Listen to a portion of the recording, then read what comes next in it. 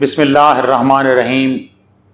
नाज़रीन कराम अस्सलामु अलैकुम वरहमतुल्लाहि वबरकातुहू। मेरे साथ इस वक्त मौजूद हैं सीरत शेर के रिसर्च स्कॉलर मोहतरम जनाब मोहम्मद ज़ुबैर शेख साहब। नाज़रीन, आपको ये जानकर खुशी होगी कि आज हम एक और नए सिलसिले का आगाज़ कर रहे हैं और वो है इस्लाह माशरा के हवाले से। इसकी तफसीलात भी मोहम्मद ज़ुबैर शेख साहब आपको बताएंगे।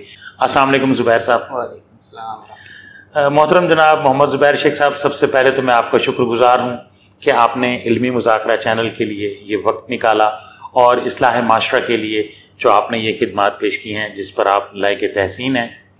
तो सबसे पहले तो हमारे नाज़रीन को इस्लाह माशरा के हवाले से और जिन टॉपिक्स पे आपने बात करनी है उसका एक अमूमी तारुफ़ कराएंगे और आज किस मौजू पर बात करेंगे। बिस्मिल्लाहिर्रहमानिर्रहीम। अल्हम्दुलिल्लाहि रब्बिल आलमीन वल आक़िबतु लिल मुत्तक़ीन वस्सलातु वस्सलामु अला सय्यिदिल अंबिया'i व ख़ातमिल मुरसलीन। हम बात करना चाहते हैं कि हमारे माशरे के अंदर जो लोग इस वक्त ज़िंदगी बसर कर रहे हैं और इसको हम एक इस्लामी माशरा कहते हैं, तो एक इस्लामी माशरा कैसा होना चाहिए, उसके लोगों का रहन सहन कैसा होना चाहिए, उन लोगों का बात करने का अंदाज़ क्या होना चाहिए, उनके जो लेन देन के मामलात हैं वो कैसे होने चाहिए। और जैसे कि अल्लाह ताला ने कुरान मजीद में इरशाद फरमाया है, वमा खलक़तुल जिन्ना वल इंसा इल्ला लियअबुदून, मैंने इंसानों और जिन्नों की पैदाइश का जो मकसद है वो ये है कि वो मेरी इबादत करें। तो इबादत के हवाले से, अकायद के हवाले से, अखलाक के हवाले से, मामलात के हवाले से, ये सारी चीज़ें जो हैं ये माशरे के इस्लाह माशरे से ताल्लुक़ रखती हैं जी। तो आज हम इंसानी जो ज़िंदगी का एक अहम पहलू है अक़ीदा, उससे मुतालिक बात करने जा रहे हैं। और इसमें इस्लाह माशरा के हवाले से जो एक अहम बात है कि हमारा जो अक़ीदा है वो बेहतर होना चाहिए अल्लाह ताला के साथ। हम बात करना चाह रहे हैं आज तवक्कुल के हवाले से, भरोसा, एतमाद जी।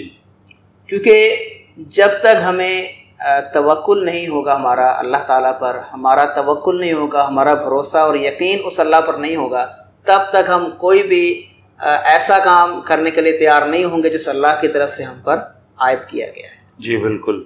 और फिर माशरे में जब हमने सर्वाइव करना है, ज़िंदगी गुजारनी है, तो हम किस पर तवक्कुल करें, किस पर भरोसा करें।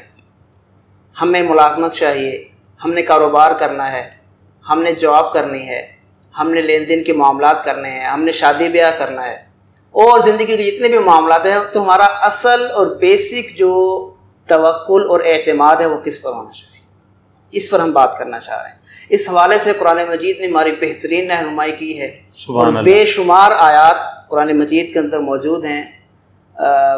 मिसाल के तौर पर 7 मकामात पर, 7 मुख्तलिफ जगहों पर अल्लाह ताला ने कुरान मजीद में इरशाद फरमाया, वअलल्लाहि फलयतवक्कलिल मुमिनून, अल्लाह ही पर मोमिनों को भरोसा करना चाहिए। सुभान अल्लाह।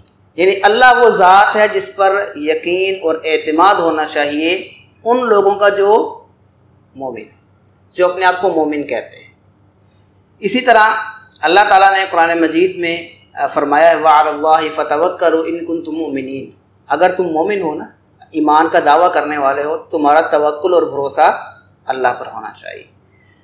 और ये वो बात है, ये तवक्कुल और भरोसे की वो बात है जो अल्लाह ताला ने बार बार इरशाद फरमाई है। और इस हवाले से एक अहम बात यह है कि अल्लाह फरमाते हैं, इन्नल्लाह युहिब्बुल मुतवक्किलीन, अल्लाह ताला मोहब्बत करते हैं, अल्लाह ताला प्यार करते हैं। तो जिस बंदे को अल्लाह का प्यार, अल्लाह की मोहब्बत हासिल हो जाए, उसकी तो सारी ज़िंदगी सुभान अल्लाह, सुभान अल्लाह जी। और तवक्कुल के हवाले से अल्लाह ताला ने कुरान मजीद में इरशाद फरमाया है, वमन यतवक्कल अलल्लाहि फइन्नल्लाह अज़ीज़ुल हकीम, जो अल्लाह पर तवक्कुल कर लेता है तो अल्लाह तो हर चीज़ पर गालिब है। सुभान अल्लाह। हम ये काम करना चाहते हैं, हम वो काम करना चाहते हैं, क्या करें, क्या अल्लाह पर एतमाद करें, अल्लाह पर भरोसा करें। क्यों? इन्नल्लाह अज़ीज़ुन, वो अज़ीज़ है, गालिब है और हकीम है, हिकमत वाला है। हम बाज़ औक़ात बहुत सारी चीज़ें अपने लिए मांग रहे होते हैं, बिल्कुल ये भी मिल जाए, वो भी मिल जाए, हमारा ये काम ऐसे होना चाहिए, वो काम वैसे होना चाहिए, लेकिन हमें नहीं मालूम कि हमारे लिए बेहतर क्या है, हम मांग रहे हैं। तो अल्लाह फरमाते हैं कि अल्लाह ताला हकीम है, जो हमारे लिए ज़्यादा बेहतर होता है वो अल्लाह ताला में अता फरमाते हैं। سبحان اللہ. تو اس لیے ہمارا توکل اللہ پر ہونا چاہیے. اس لیے نبی کریم صلی اللہ علیہ وسلم نے ارشاد فرمایا تھا نا کہ بندہ بعض اوقات دعا کرتا ہے اور پھر جلدی مچا دیتا ہے. اور جلدی مچانے کا کیا مطلب ہے کہ دعا کرتا ہے اور کہتا ہے مجھے نہیں ملا، میری دعا قبول ہی نہیں ہوئی. حالانکہ اللہ تعالیٰ جب دعا قبول کرتے ہیں تو اس کے مختلف انداز ہیں.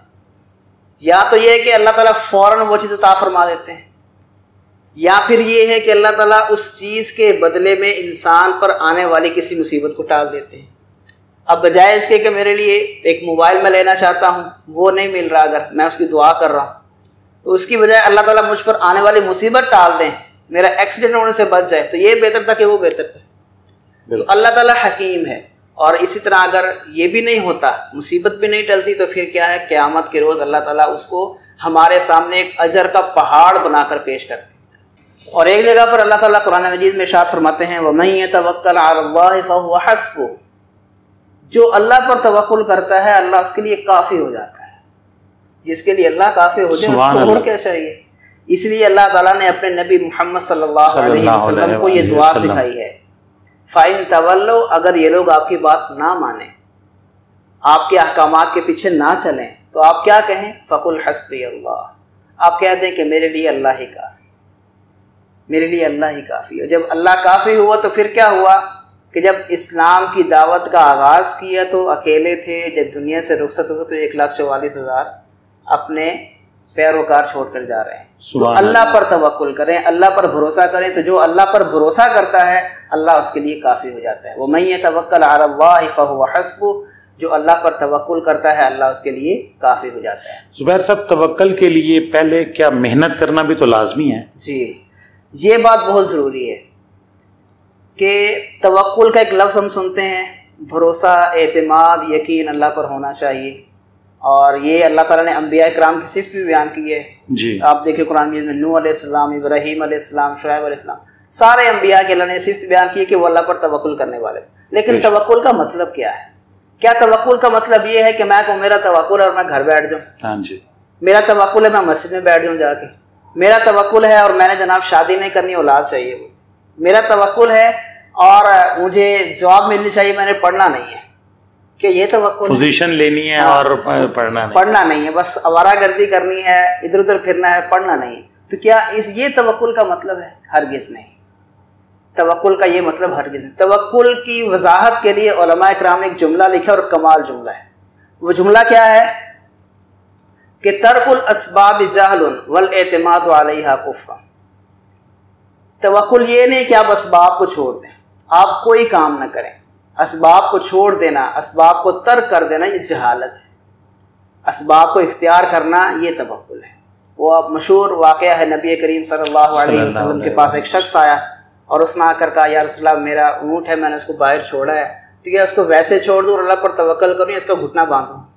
تو آپ نے فرمایا پہلے گھٹنا باندھ پھر اللہ پر توکل. سبحان اللہ. تو ترک الاسباب جہل، اسباب کو چھوڑ دینا یہ جہالت ہے. اسباب کو اختیار کر کے آپ نتیجہ جو ہے وہ اللہ پر چھوڑ. آپ کاروبار کریں، آپ ملازمت کریں، آپ شادی بیاہ کریں، اور اس کے بعد آپ کا جو اعتماد ہے، آپ بیمار ہو گئے ہیں آپ دوائی لیں.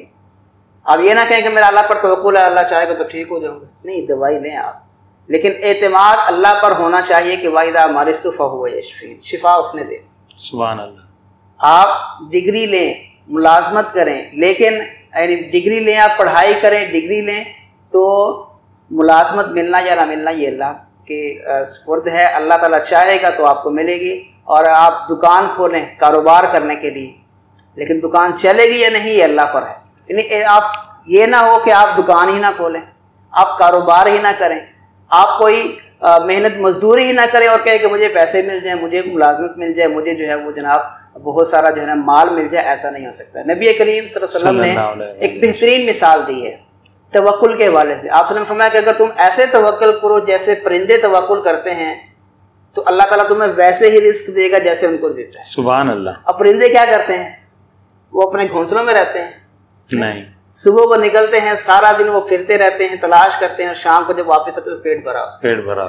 تو اس مثال میں، اس حدیث میں نبی کریم صلی اللہ علیہ وسلم نے یہی بات سمجھائی ہے کہ جس طرح پرندے محنت کرتے ہیں تم بھی محنت کرو گے تو اللہ تعالیٰ جیسے ان کو دیتے ہیں ویسے تمہیں بھی دیں گے. تو یہ توکل کا مطلب ہے ترک الاسباب جہل. اسباب کو چھوڑ دینا یہ جہالت ہے. تو ہمیں اسباب کو اختیار کرنا ہے، اور یہ بھی ضروری ہے کہ اسباب بھی حلال ہوں. حرام ذرائع اختیار نہیں کرنے. حرام ذرائع کو اختیار کرنے سے اللہ تعالیٰ نے اور اس کے رسول صلی اللہ علیہ وسلم نے منع کر دیا ہے. تو اگر ہم حلال ذرائع اختیار کریں گے تو اللہ تعالیٰ ہمیں بھی ویسے ہی رزق دے گا جیسے عثمان غنی رضی اللہ عنہ کو دیا. اور اگر ہم حرام ذرائع اختیار کریں گے تو پھر تو فرعون کے پاس بھی مال تھا، قارون کے پاس بھی مال تھا. بالکل ایسے ہی. تو مال کا اصل میں مل جانا جو ہے نا یہ کامیابی نہیں ہے. کامیابی یہ ہے کہ ہم اس طریقہ کار کے مطابق مال حاصل کریں جو اللہ اور اس کے رسول نے جائز قرار دیے. تو اسباب کو اختیار کرنا یہ توکل ہے. والاعتماد علیہا کفر، لیکن ان اسباب پر بھروسہ کر لینا یہ کفر ہے. بھروسہ آپ کا اصل میں اللہ تعالیٰ پر ہونا چاہیے. بھروسہ اللہ تعالیٰ پر ہونا چاہیے. اب دیکھیں نبی کریم صلی اللہ علیہ وسلم سے بڑھ کر کوئی توکل کرنے والا ہوگا؟ نہیں، کوئی ہو ہی نہیں سکتا. لیکن نبی کریم صلی اللہ علیہ وسلم نے 27 غزوات میں شرکت کی، خود پہنا ہے، زرہ پہنی ہے. غزوہ احد میں یہ کس لیے تھا؟ یہ زرہ پہننا، یہ خود پہننا، یہ اسباب ہیں، لیکن اعتماد ان پر نہیں. اعتماد پھر اللہ پر ہے. تو ترک الاسباب جہل والاعتماد علیہا کفر، اسباب کو چھوڑ دینا جہالت ہے اور ان پر اعتماد کر لینا یہ کفر ہے. ان دونوں چیزوں سے ہٹ کر اسباب کو اختیار کریں، اعتماد اللہ تعالیٰ پر کریں، یہ توکل کی حقیقت ہے.